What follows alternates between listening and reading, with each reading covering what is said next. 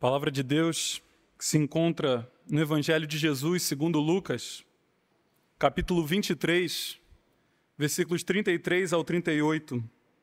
Lucas, capítulo 23, do 33 ao 38. Assim diz a maravilhosa palavra do nosso Deus. Quando chegaram ao lugar chamado Calvário, ali o crucificaram, bem como aos malfeitores, um à direita, outro à esquerda. Contudo, Jesus dizia: Pai, perdoa-lhes, porque não sabem o que fazem. Então, repartindo as vestes dele, lançaram sortes. O povo estava ali e a tudo observava. Também as autoridades zombavam e diziam: Salvou os outros? A si mesmo se salve, se é de fato o Cristo de Deus, o escolhido. Igualmente, os soldados o escarneciam e, aproximando-se, trouxeram-lhe vinagre, dizendo: Se tu és o rei dos judeus, salva-te a ti mesmo. Também sobre ele estava esta epígrafe, em letras gregas, romanas e hebraicas: Este é o rei dos judeus. Em seu primeiro momento de dor na cruz, Jesus diz a sua primeira palavra: Pai, perdoa-lhes, porque não sabem o que fazem. Jesus Cristo, o Verbo eterno, aquele que fez todas as coisas e todas as coisas são para ele, todas as coisas existem por meio dele. Aquele que é o Rei da Glória, o Rei dos Reis, o Senhor dos Senhores, todo-poderoso, soberano, criador de tudo, sustentador de tudo. A impureza e a maldade nunca lhe passaram na mente. Palavras torpes e vazias nunca passaram em sua boca. Em seu ser sempre ecoou e ressoou: vida, vida, vida, luz, luz, luz. Santidade, santidade, santidade. Porque ele é santo, santo, santo. Este Filho de Deus, Santíssimo, deixou os céus e veio habitar entre nós, e vimos a sua glória como o do unigênito do Pai. Ele veio, pregou o reino de Deus, expulsou demônios, destronando o poder do maligno, operou milagres, curou doenças. Ele era aquele que haveria de vir ao mundo para nos salvar. Mas os líderes religiosos de sua época não reconheceram como prometido de Deus o escolhido para salvá-lo. Na verdade, eles tiveram inveja dele e se uniram com os romanos, com os políticos de sua época, com Herodes e Pilatos, e o mataram e o sofreram. Escarneceram dele, zombaram dele, o açoitaram, sem saber que ele era o próprio autor da vida, sem saber que ele era aquele que os dava força, até para segurar os chicotes que o açoitaram, sem saber que ele era aquele que os dava fôlego, até para falar as coisas torpes que falaram para ele. E ao ver aquela ignorância, aquele afronto e aquela maldade, Jesus pendurado na cruz, o que diz? Ele diz: Pai, perdoa-lhes, porque eles não sabem o que fazem. Sim, sem mesmo eles terem noção do seu pecado, porque eles estavam pecando, Jesus intercede pelos seus inimigos. Jesus estava oferecendo a eles perdão, mesmo eles cometendo tamanha crueldade contra ele. Porque o Cristo é o grande mediador, e ele roga ao Pai por eles.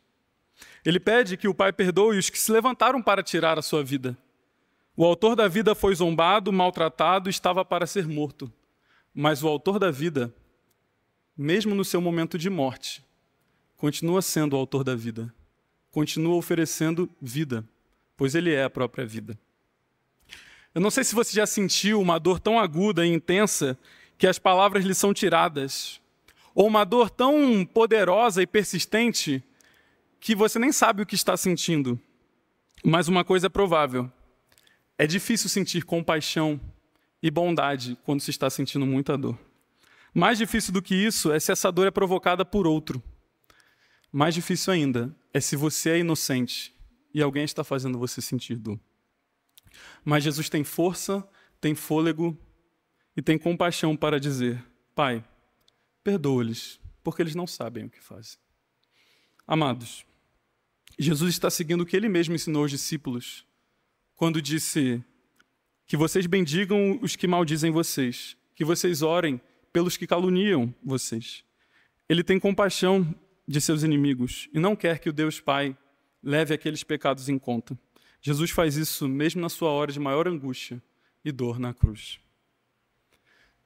E, amados, assim também deve ser conosco. O perdão que Jesus nos ofereceu, mesmo nós sendo pecadores, orgulhosos, soberbos, mesquinhos, às vezes nos achando superiores aos outros, esse perdão deve ser oferecido também em favor daqueles que maltrataram a gente, daqueles que até nos traíram, fizeram algo contra nós. Mas talvez você se questione, mas eu não sou como Jesus. Jesus era Deus.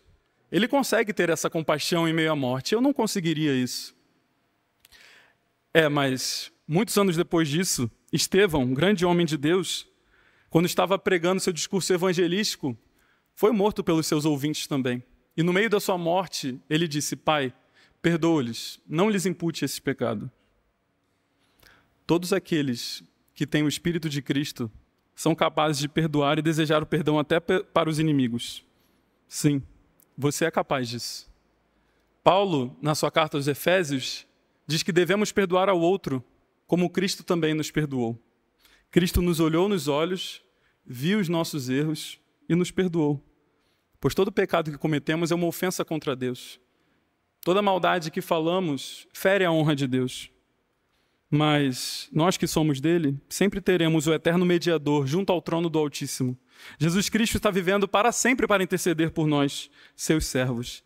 E ele se agrada em oferecer pleno perdão. Então, se você está sentindo culpa, remorso, dor ou mágoa, saiba que Jesus oferece você perdão. Busque o seu intercessor, o único mediador entre Deus e os homens. Confesse os seus erros. Olhe para Cristo pendurado no madeiro e viva. Mas se você hoje pensa que não é capaz também de perdoar o outro, que você não consegue, saiba que você é capaz de liberar perdão, de tirar a mágoa do seu coração, porque o Cristo que você professa crer fez isso por você na cruz também. Ele rogou pelos seus algozes, pelos seus inimigos. Siga os passos do Rei dos Reis. Glorifique o Senhor dos Senhores. Sim. Creia em seu perdão, mas não somente creia no perdão que ele está oferecendo a você. Viva este perdão. Ofereça perdão ao outro também. Você não está adorando a um Deus qualquer. O Senhor Jesus foi à cruz por mim e por você. Ali, ele recebeu cravos nas suas mãos e nos seus pés. Recebeu uma coroa de espinho que ultrapassou o seu crânio, atingindo o seu cérebro. O Senhor Jesus foi transpassado por uma lança. O corpo dele foi destruído. Ele teve seus braços quebrados, deslocados. E tudo isso sabe por quê, querido? Para trazer salvação à humanidade. A segunda palavra que vamos trazer nesse instante é salvação. Palavra de salvação. Lucas registra no capítulo 23, no verso 43. Em verdade te digo que hoje estarás comigo no paraíso. Esse texto, esse verso está incluído dentro de uma perícope, dentro de um texto de Lucas,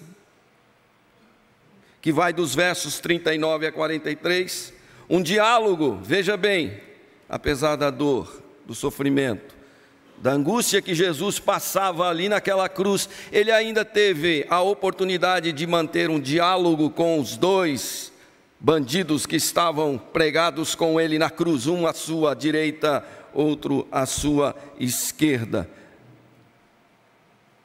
Escute o diálogo que Jesus teve com eles. Um dos malfeitores que estavam pendurados blasfemava dizendo: se tu és Cristo, salva-te a ti mesmo e a nós.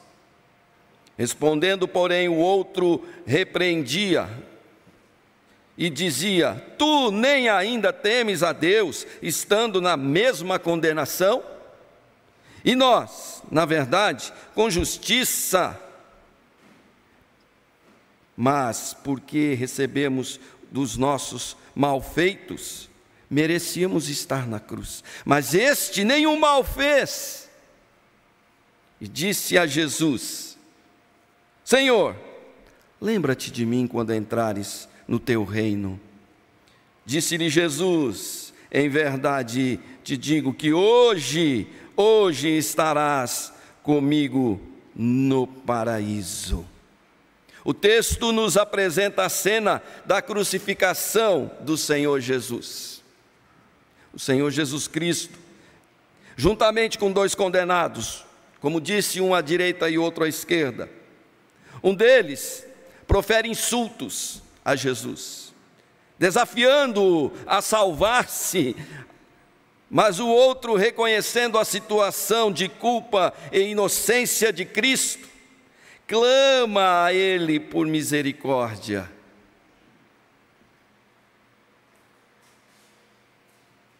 E promete ao criminoso, então, Jesus, que naquele mesmo dia ele estaria com ele no paraíso. Por quê? Porque Jesus vê o coração daquele moço, daquele criminoso, e vê arrependimento. Assim como Jesus o perdoou, querido, e teve misericórdia desse homem, hoje ele também, com sua infinita graça e misericórdia, se dispõe a dar perdão e salvação a todo aquele que se arrepende de seus pecados e crê nele. Meu amado irmão, meu querido, minha querida, a Páscoa traz essa oportunidade, mostrando que a morte e a ressurreição de Jesus Cristo trouxe vitória sobre o pecado e também sobre a morte eterna. E traz ao pecador arrependido a mensagem de amor, perdão e salvação que Jesus nos deixou. No Evangelho de João, no capítulo 1, verso 29, o apóstolo escreve que quando João Batista vê Jesus, olha para ele e o descreve assim: eis o Cordeiro de Deus que tira o pecado do mundo. Querido, Jesus Cristo, o Filho de Deus, ele veio a este mundo para morrer na cruz, e morrer por mim e por você. Ele te ama, ele quer ver você fazendo parte de sua família, ele quer ver você fazendo parte do reino eterno, vivendo com ele. Mais do que uma reflexão nestes dias de Páscoa, mais do que uma reflexão, peça a Jesus para vir morar no seu coração. Entregue sua vida a Ele, e Ele será o Senhor dela. Ele disse de si mesmo: eu sou o caminho, eu sou a verdade, eu sou a vida. Ninguém vai ao Pai se não for por mim. Jesus querido, o Cordeiro Pascal, hoje te chama para uma nova vida. Celebre então esta nova vida. Celebre esta nova vida. Viva com Cristo e você viverá eternamente na presença do Pai. Deus te chama hoje para lembrar do sacrifício que Jesus fez na cruz, mas Ele te oferece, assim como ofereceu aquele bandido que arrependeu-se, o reino eterno. Quantos anos você vai viver nesta vida, querido? Se Deus me der saúde, se Deus me der tranquilidade, eu quero viver 120 anos. Quero ver meus netos, meus bisnetos, quero ver minha família grande, se Ele me permitir. Mas preste atenção numa coisa: se eu viver 120 anos, não é nada, é uma vírgula na história da humanidade. 120 anos não é nada, perto do que Jesus está prometendo aqui, prometeu àquele moço. Ele promete vida eterna. Ele promete vida eterna. Pense nisso. Se você ainda não entregou sua vida a Jesus, se você não teve o entendimento de que Jesus é o único e suficiente Salvador, é o único que pode te dar a vida eterna, é o único que pode perdoar os teus pecados, é o único que pode te tirar desta vida miserável que nós vivemos. Faça isso agora, e que Deus, em nome de Jesus, te abençoe. Evangelho de nosso Senhor Jesus Cristo, conforme o relato do evangelista João, capítulo 19, versos 23 a 27. Te convido a abrir comigo sua Bíblia nesse texto. João, capítulo 19, versos 23 a 27. Assim nos diz a palavra do Senhor. Os soldados, pois, quando crucificaram Jesus, tomaram-lhe as vestes e fizeram 4 partes, para cada soldado uma parte. E pegaram também a túnica. A túnica, porém, era sem costura, toda tecida, de alto a baixo. Disseram, pois, uns aos outros: não a rasguemos, mas lancemos sortes sobre ela, para ver a quem caberá, para se cumprir a Escritura. Repartiram entre si as minhas vestes, e sobre a minha túnica lançaram sortes. Assim, pois, o fizeram os soldados. E junto à cruz estavam a mãe de Jesus e a irmã dela, e Maria, mulher de Clopas, e Maria Madalena. Vendo Jesus sua mãe e junto a ela o discípulo amado, disse: mulher, eis aí teu filho. Depois disse ao discípulo: eis aí tua mãe. Dessa hora em diante, o discípulo a tomou para casa. Até aqui a leitura da palavra do nosso Deus.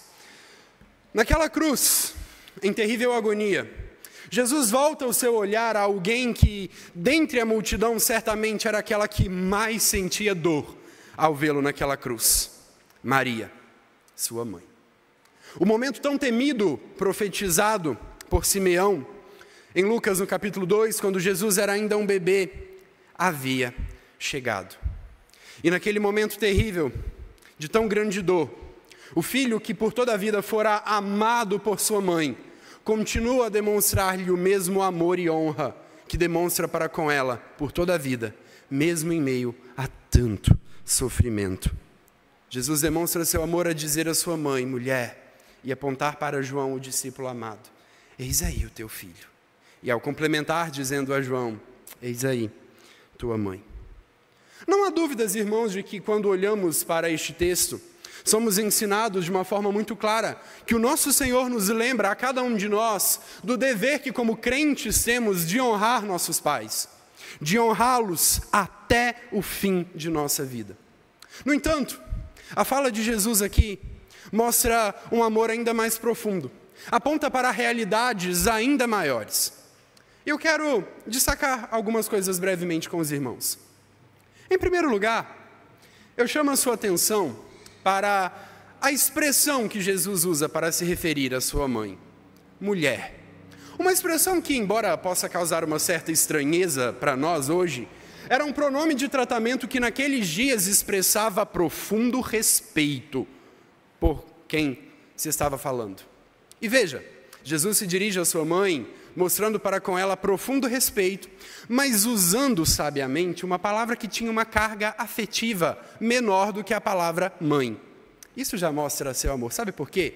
As irmãs, especialmente, que estão aqui presentes e que são mães, sabem que o coração de uma mãe dói ao ver um filho em sofrimento. E essa dor é aumentada ainda mais quando, em meio às dores, o filho diz a palavra mãe. O coração de qualquer mãe se estremece. E Jesus aqui, então, tendo cuidado, usa criteriosamente essa expressão tão respeitosa para com Maria. Mas eu chamo a sua atenção porque essa mesma palavra o próprio evangelista João já havia registrado antes. Você se lembra da outra vez que Jesus se refere à sua mãe exatamente da mesma maneira? As bodas de Caná da Galileia, antes de realizar o seu primeiro milagre. Quando Jesus diz a Maria: mulher, que tenho eu contigo? Ainda não é chegada a minha hora. Tanto nas bodas de Caná como na cruz, Jesus escolhe intencionalmente essa palavra para mostrar para Maria: eu preciso que você me veja não só como seu filho, mas eu preciso que você entenda o meu papel salvador. E ali na cruz, especialmente, Maria precisava entender que ela deveria olhar não somente com a dor de uma mãe que via seu filho padecer, mas deveria olhar para Cristo com um olhar diferente. Deveria reconhecer que Ele era o seu Senhor. E então, sofrer não somente porque, como qualquer mãe sofreria ao ver o filho naquela cruz, mas ter no seu coração um sentimento ainda maior. Entender que ali era um momento de se ter reconhecimento e adoração para com Cristo. Aquele que era seu filho, mas aquele que era também o seu Senhor. Maria é chamada a entender que ela também precisa de redenção. E ela, bem como todos aqueles que creem em Cristo, tem redenção nele, neste Senhor. É somente em Cristo, entendendo o seu senhorio e entendendo o seu sacrifício de amor por nós, que temos salvação. E é assim que todos nós precisamos entender. Todos nós somos chamados a olhar para Cristo como Senhor. Mas veja que esse Senhor soberano é o Senhor amoroso que se preocupa conosco em cada momento de nossa vida. Mesmo em tamanho sofrimento, Ele se preocupa e honra a sua mãe, a ponto de, em terrível agonia, ainda se preocupar para que ela recebesse os cuidados necessários. Então, Ele diz a ela: eis aí teu filho. E vai dizer para João: eis aí tua mãe, cuide dela. Ela precisa de cuidados. Irmãos, quão grande é este amor de Cristo por nós? Ele é aquele que cuida de nós em cada momento de nossa existência. Ele é aquele que conhece cada uma de nossas necessidades e as supre. Ele é aquele Senhor de quem podemos dizer, sem sombra de dúvida, vamos lançar sobre Ele nossa ansiedade. Ele tem cuidado de nós. Ele é o Senhor que demonstra o seu amor para conosco ao dar a sua vida naquela cruz para nos redimir. Mas é o Deus que mostra o seu amor também para conosco, suprindo conforme a sua riqueza em glória cada uma de nossas necessidades. Que nessa tarde você creia nele. Que nessa tarde este amor alcance também você. Mas eu quero caminhar para o encerramento trazendo uma última consideração. E quanto a João? João ouve do Senhor: eis aí tua mãe. Ele ouve que agora ele deveria cuidar de Maria como se ela fosse a sua própria mãe. E João faz aquilo que todo bom discípulo de Cristo deve fazer ao receber um comando do Mestre. Ele atende prontamente, leva Maria para casa e concede a ela os cuidados, o suporte necessário. Ora, Mateus no capítulo 13 já havia registrado para nós que Jesus possuía irmãos e irmãs. Por que João? Porque até ali, seus irmãos ainda não criam nele. E Jesus, então, naquele momento, faz com que uma família seja formada ali na cruz. A cruz. O mesmo lugar onde uma família ainda maior é formada. O mesmo lugar onde uma família formada e constituída por todos aqueles de todas as épocas e lugares que creem em Cristo Jesus são unidos à família de Deus.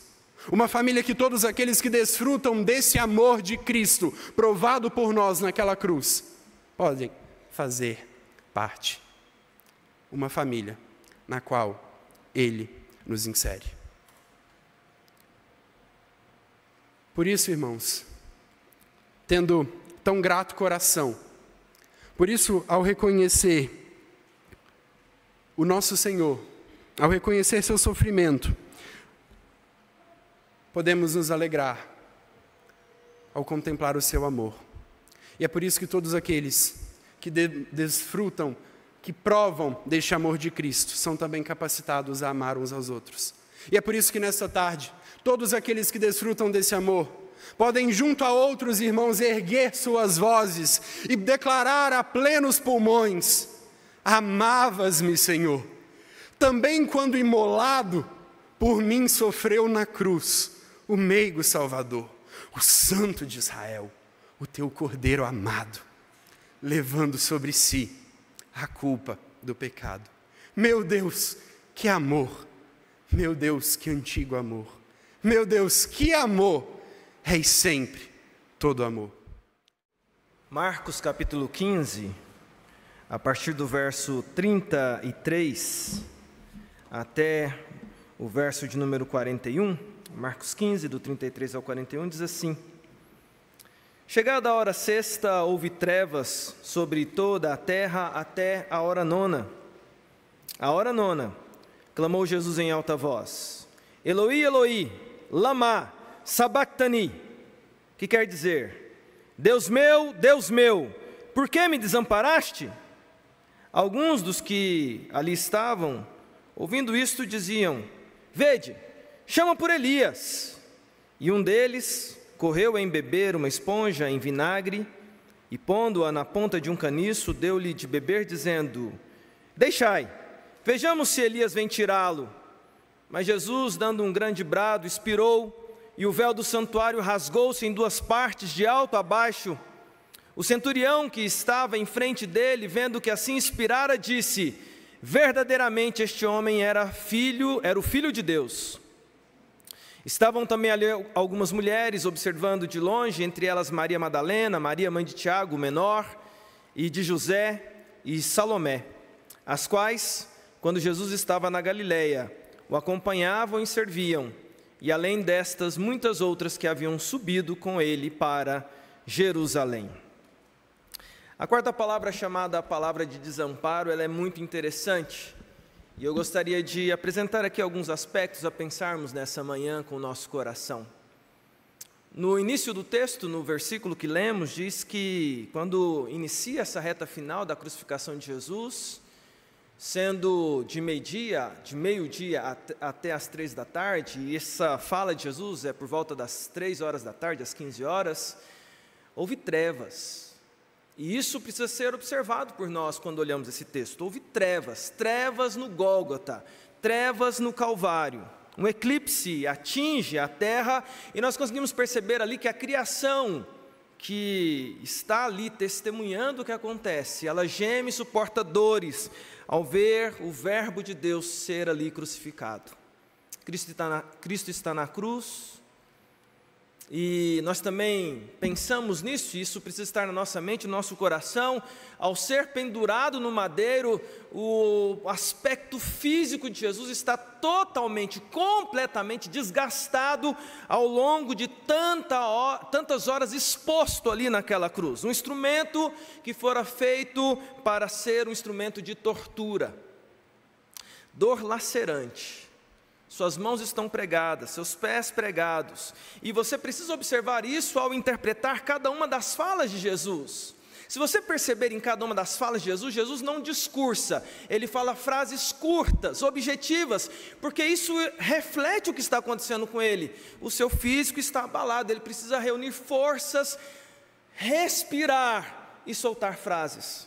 Porque segundo aqueles que estudaram as pessoas que são crucificadas, o desgaste que a pessoa vai tendo impede que até mesmo para que uma boa respiração aconteça. Os batimentos cardíacos de Jesus estão fracos.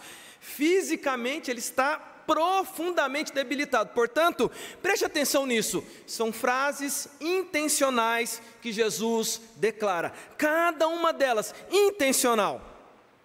A sua quarta frase, a sua quarta expressão, ele vai dizer: Eloi, Eloi, lama sabactani. Aqueles que ouviram ali, diz que foi um alto brado. Jesus fala isso de maneira muito forte. Ele precisa reunir forças para soltar essa frase forte, para que as pessoas ouçam. Mas as pessoas que ouvem, você percebe que não tem uma boa teologia, porque estão interpretando inclusive coisas que estão fora do nosso conhecimento da redenção, porque eles dizem assim: está chamando por Elias, ele está citando Elias ali, e ao citar Elias, alguém diz assim: então dá lá o vinagre para ele, porque vamos ver se Elias vem tirá-lo dali. Olha que teologia ruim, mesmo ali naqueles que estavam em volta da cruz. E a gente fala muito sobre o fato do desamparo desse relacionamento de Jesus com Deus Pai, nesse momento dessa ruptura. E essa é uma das camadas, sim, apresentadas nessa expressão de Jesus. Mas eu gostaria de, nesse tempo que eu tenho aqui com vocês, apresentar uma outra camada. Até no último instante, e no seu brado final, ou daquele brado que vai dar as últimas expressões de Jesus, quando está tudo em trevas, tochas são acesas, são levantadas ali naquela escuridão, naquelas densas trevas, e Jesus vai, na sua expressão, citar a Escritura. Essa expressão, Eloi, Eloi, lama sabactani, não é uma expressão alheia, não é uma expressão que surge do nada. Jesus está citando a Escritura, meu querido irmão. ele está citando o Salmo 22. Ele está falando com seu pai, e ao falar com seu pai, o seu coração, a sua mente, a sua boca, de maneira intencional, cita a Escritura Sagrada. E o Salmo 22 é muito belo, porque o Salmo 22 está falando sobre o quê, meus queridos irmãos? É Salmo que proclama o Messias. Até no último instante, Jesus está pensando em redenção. Jesus sabe por que ele está ali. E nessa fala dele com seu pai, é interessante porque do seu lado humano, Jesus vai citar um ancestral dele, o rei Davi. É interessante essa perspectiva, que eu falo com meu Pai Celeste. Há uma ruptura por causa do pecado que eu carrego, mas eu cito a Escritura, Jesus cita a Escritura, e ao citar a Escritura, ele está citando ali o rei Davi. E eu quero então terminar as minhas palavras fazendo jus, porque não tinha como Jesus citar ali o Salmo 22 de maneira plena, ele não tinha forças para isso, mas eu tenho a impressão que Jesus faz um apontamento de que quando lembrássemos da crucificação, nós olhássemos para o Salmo 22 como o motivo pelo qual o Cristo subiu à cruz. E me permita ler aqui muito rapidamente o Salmo 22 de maneira completa e nos congratularmos no Redentor. Deus meu, por que me desamparaste? E a sequência do Salmo diz: por que se acham longe de mim a salvação, as palavras do meu bramido? Deus meu, clamo de dia e não me respondes, e também de noite, porém não tenho sossego. Contudo tu és o santo, entronizado entre os louvores de Israel. Nossos pais confiaram em ti, confiaram e os livraste. A ti clamaram e se livraram, confiaram em ti e não foram confundidos. Mas eu sou verme, não homem, o opróbrio dos homens e desprezado do povo. Todos os que me veem zombam de mim, afrouxam os lábios e meneiam a cabeça.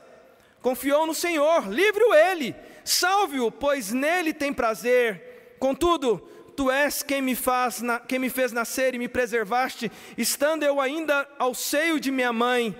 A ti me entreguei desde o meu nascimento, desde o ventre de minha mãe. Tu és o meu Deus, não te distancies de mim, porque a tribulação está próxima e não há quem me acuda. Muitos touros me cercam, fortes touros de Baçã me rodeiam. Contra mim abrem a boca como faz o leão que despedaça e ruge. Derramei-me como água e todos os meus ossos se desconjuntaram. Meu coração fez-se como cera, derreteu-se dentro de mim. Secou-se o meu vigor como um caco de barro, e a língua se me apega ao céu da boca. Assim me deitas no pó da morte. Cães me cercam, uma súcia de malfeitores me rodeiam. Traspassaram-me as mãos e os pés. Posso contar todos os meus ossos, eles me estão olhando e encarando em mim. Repartem entre si as minhas vestes, e sobre a minha túnica deitam sortes. Tu, porém, Senhor, não te afastes de mim. Força minha, apressa-te em socorrer-me. Livra a minha alma da espada e das presas do cão a minha vida. Salva-me das fauces do leão e dos chifres dos búfalos. Sim, tu me respondes. A meus irmãos declarei o teu nome. Cantar-te-ei louvores no meio da congregação. Vós que temeis o Senhor, louvai-o. Glorificai vós todos, descendentes de Jacó. Reverenciai vós todos, posteridade de Israel. Pois não desprezou, nem abominou a dor do aflito, nem ocultou dele o rosto, mas ouviu quando lhe gritou por socorro. Detivem o meu louvor na grande congregação.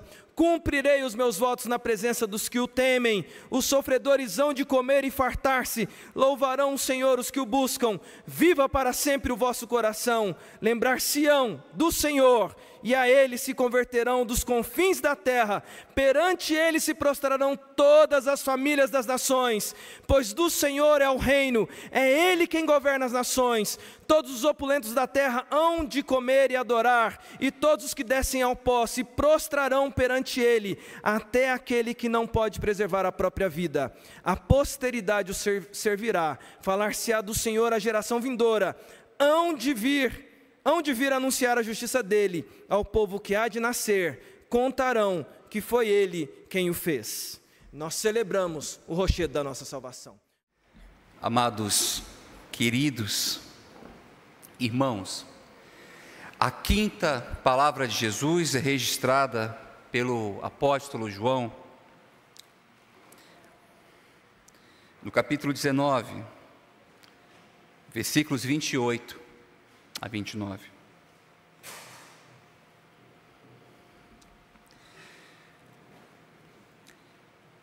Depois, vendo Jesus que tudo já estava consumado, para se cumprir a Escritura, disse: tenho sede.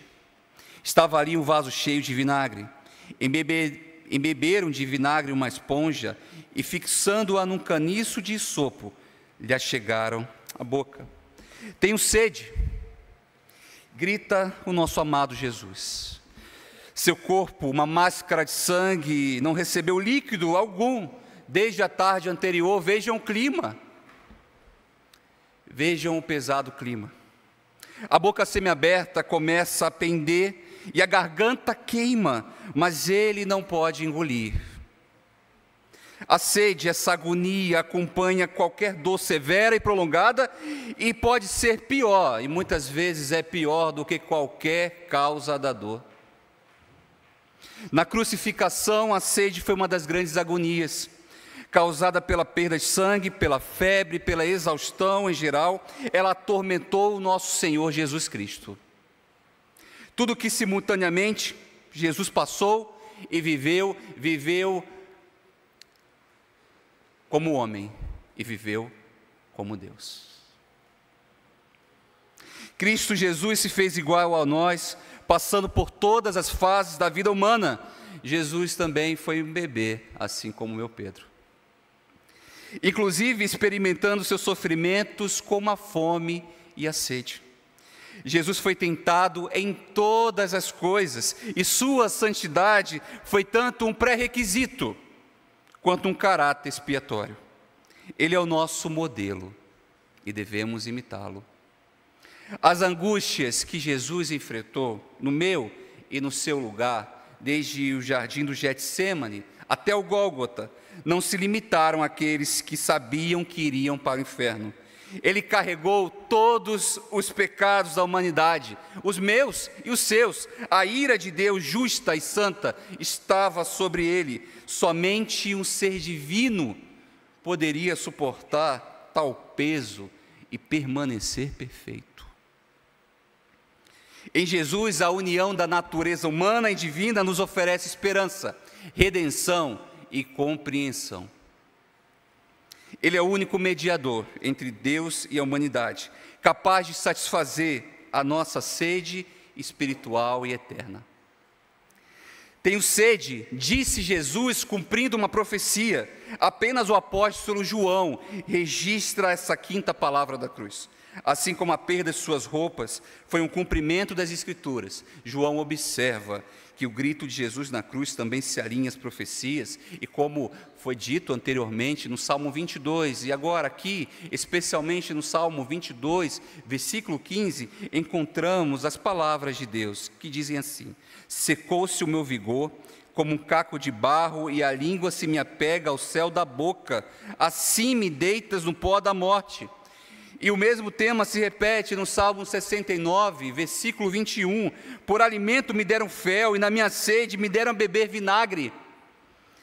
E Agostinho, o teólogo Agostinho, em sua explicação desses salmos, aponta que Jesus não expressou apenas o desejo de beber água, ele estava sedento sim, não apenas fisicamente, mas também espiritualmente. Agostinho diz que Jesus desejava que seus inimigos lembrassem das profecias, acreditassem nele e fossem salvos. Que amor constrangedor de Jesus.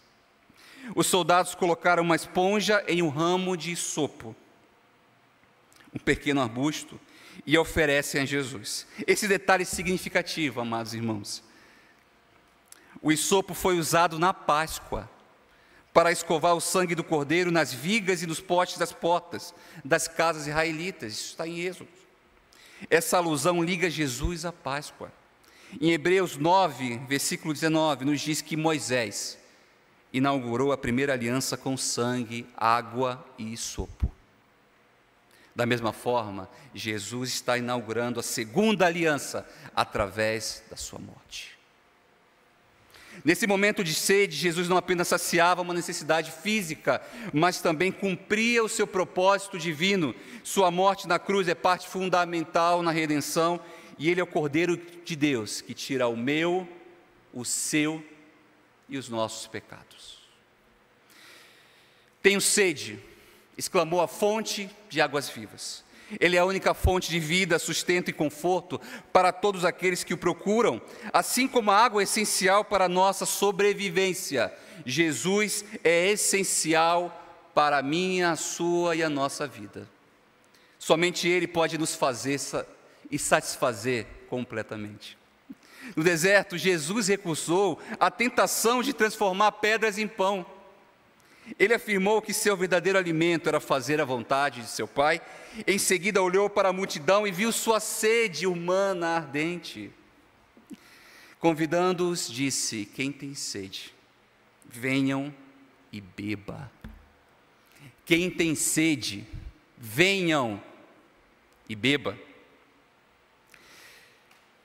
Jesus lhes disse que seu próprio corpo seria o pão deles. Um pão ainda melhor que o maná do deserto, porque uma vez que você o prova, nunca mais sentirá fome.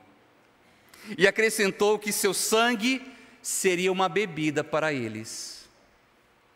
E uma vez que você beber, nunca mais terá sede.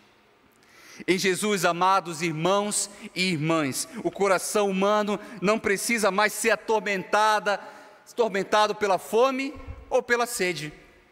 E assim, porque ele teve sede, e por causa de Jesus, e porque ele teve sede naquela cruz, nunca mais, jamais, nunca mais os que creem nele terá sede outra vez. Ainda em pé, leiamos a próxima palavra da cruz, que está em João 19:30. Leiamos todos juntos, assim diz a palavra do Senhor, todos comigo. João 19:30. Assim diz a palavra do Senhor. Quando, pois, Jesus tomou o vinagre, disse: está consumado. Inclinando a cabeça, rendeu o Espírito.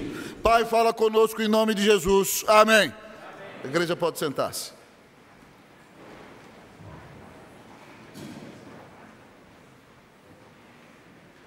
Está consumado. A famosa expressão grega tetelestai,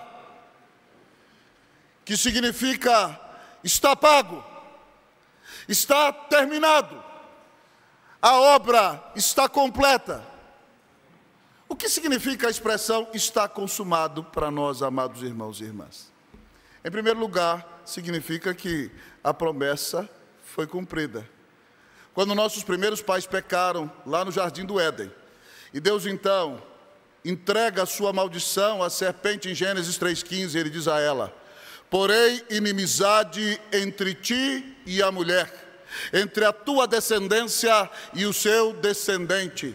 Este, pois, te ferirá a cabeça, e tu lhe ferirás o calcanhar. E quando Jesus brada, está consumado, esta promessa feita em Gênesis 3,15 está se cumprindo na cruz. A serpente está mordendo o calcanhar dele porque ele está morrendo, mas ele está matando a serpente na cruz. É por isso que Colossenses 2,15 diz que quando o Senhor Jesus morreu, naquele momento, ele despojou, ele tirou as armas e o poder dos principados e potestades e os expôs à vergonha, triunfando deles na cruz. Na cruz o Senhor Jesus mata a morte, na cruz o Senhor Jesus paga a dívida, mas na cruz o Senhor derrota a Satanás e a todos os seus sequazes. Louvado seja o nome do Senhor. Está consumado significa que a promessa foi cumprida. Mas pastor, o que significa está consumado? Está consumado significa que a dívida foi paga. Tetelestai significa paguei. Amados irmãos, nós precisávamos de um Redentor do tamanho de Deus. Disse o grande teólogo Anselmo de Canterbury, ou de Cantuária, quando escreve no seu livro de teologia, Cur Deo Homo, que era necessário que Cristo fosse totalmente Deus, porque nós ofendemos um Deus santo e somente alguém do tamanho de Deus poderia pagar a nossa dívida. Mas ele precisava ser homem, porque fomos nós homens que pecamos, e para ser o nosso representante no pacto, ele precisava ser um de nós sem pecado. E então, aqui Deus homem, quando brada está consumado, a nossa dívida foi paga, nós não temos mais dívida alguma no tribunal de Deus. É por isso que podemos nos lembrar daquele texto maravilhoso. Mas ele foi traspassado pelas nossas transgressões, moído pelas nossas iniquidades. O castigo que nos traz a paz estava sobre ele, e pelas suas pisaduras nós fomos sarados.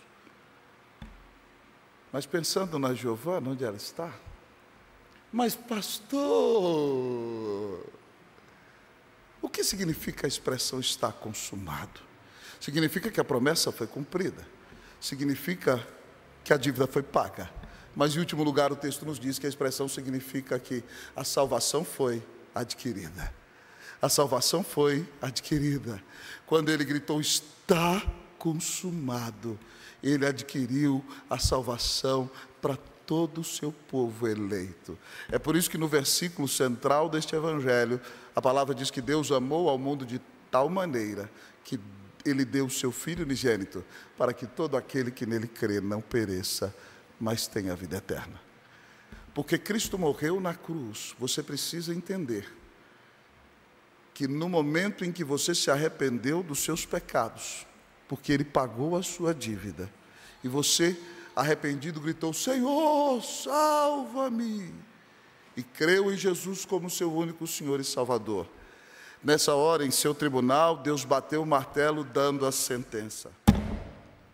Eu te declaro inocente, eu te declaro justo, por causa da obra do meu Filho, Jesus Cristo. Pensando com grande alegria que a promessa foi cumprida, a dívida foi paga e a salvação foi adquirida, só nos resta confiar no Senhor, para recebermos de graça a salvação mediante a fé, para crescermos em santificação em nossa vida cristã, para sermos instrumentos preciosos nas mãos de Jesus. E não precisamos duvidar, pois como diz aquele cântico precioso, cante comigo, porque Ele vive,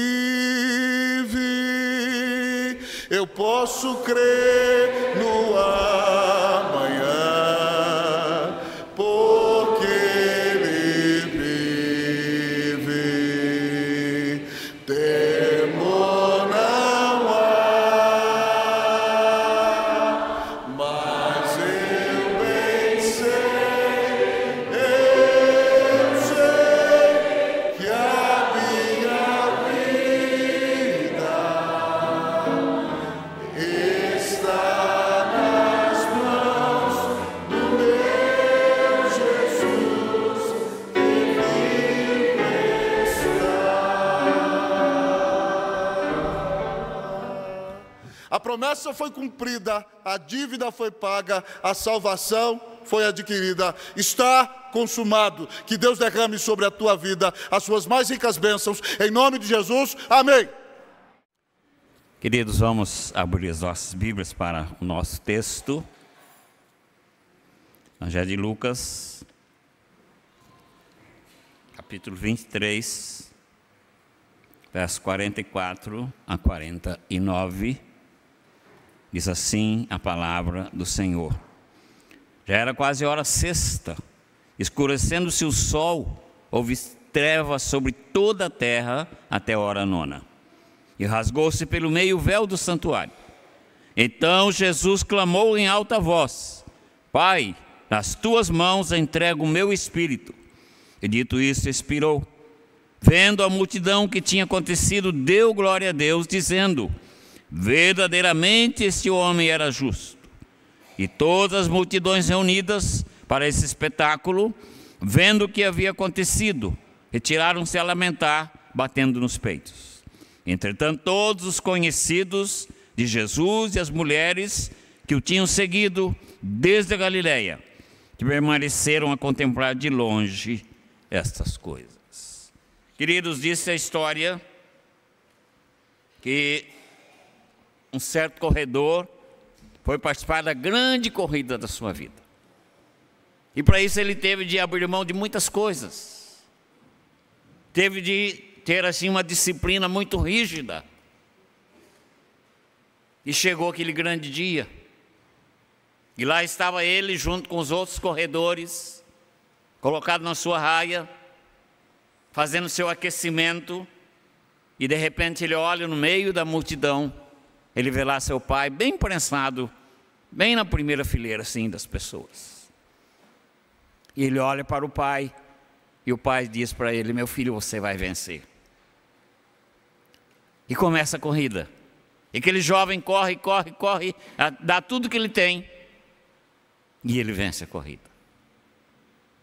E quando termina a corrida, então ele vai até o pódio, e recebe o seu troféu, e desce dali, vai até onde está o pai, e entrega aquele troféu ao seu pai. O Senhor Jesus, na sua última palavra, no seu último momento, ele procede como aquele jovem. Diz o texto que ele bradou em alta voz. Nós pensaríamos que alguém, naquele momento, estava totalmente sem força, já não tinha mais o que oferecer. Mas diz o texto que em alta voz, ele diz: Pai, nas tuas mãos entrego o meu espírito. Nós temos aqui o brado da vitória. Por que o brado da vitória? Porque ele entregou a sua vida. Jesus não foi acometido de uma bala perdida, não foi acometido de um câncer, de um AVC e de outras coisas mais. Mas ele entregou voluntariamente a sua vida. O evangelista Moody diz assim: ele enviou o seu espírito para o Pai. Sua morte foi consciente e voluntária. Por isso então ele pôde dar esse brado de vitória. E por que então ele pôde dar esse brado de vitória? Primeiro, vitória por causa da sua confiança e obediência ao Pai. Paulo disse que ele foi obediente ao Pai em tudo, até a morte e morte de cruz. Então podia dar esse brado de vitória, porque ele estava fazendo a vontade do Pai. Ele confiava no Pai. Ele estava obedecendo no plano determinado pelo Pai. E nos momentos mais difíceis do seu ministério, o Senhor Jesus procura a comunhão com o Pai. A segunda coisa que nós aprendemos é que essa vitória nos fala da morte, da certeza da vida eterna. A palavra expirou, usada aqui no texto grego, não é uma morte comum. Ou seja, o Senhor Jesus teve uma morte fora do comum. Por quê? Não simplesmente morreu, mas ele entregou a sua vida em favor de você e de mim, em favor de todos nós. E com isso ele garantiu então a nossa salvação e a nossa vida eterna. E a terceira coisa que nós aprendemos aqui, essa grande vitória foi também em cumprimento à profecia. Os irmãos citaram aqui Salmo 22, eu cito Salmo 31, verso 5, diz assim: nas tuas mãos entrego o meu espírito, tu me remiste, Senhor, Deus da verdade. Ou seja, o Senhor Jesus estava dizendo naquela hora: eu confio ao Senhor o meu espírito, eu confio ao Senhor a minha vida, eu confio ao Senhor eu mesmo. Pai, nas tuas mãos entrego o meu espírito. Você estava dizendo que havia ali uma confiança inabalável no Senhor. Portanto, agora ele estava entrando no repouso da fidelidade do seu Pai, e ele estava descansando nas promessas feitas ao seu povo. Alguns heróis da fé também usaram essas expressões. João Rus, por exemplo, chegando à ilha de Reno, onde ia sofrer o martírio, ajoelhou-se e orou: Senhor, agradeço que me ouviste, em ti confio, ó minha rocha e minha fortaleza, nas tuas mãos entrego o meu espírito. Pai, nas tuas mãos entrego o meu espírito. Eu desafio você que é uma pessoa vitoriosa, vitoriosa em Cristo Jesus, foi vitoriosa nesse brado de vitória do Senhor Jesus. O que você tem para entregar ao Pai nessa tarde? Deus diz: Pai, nas tuas mãos entrego o meu espírito. E você como servo, vencedor em Cristo Jesus, que você tem para entregar ao Pai Celestial. Que Deus nos abençoe e que possamos sempre desfrutar dessa vitória gloriosa do Senhor Jesus. Amém.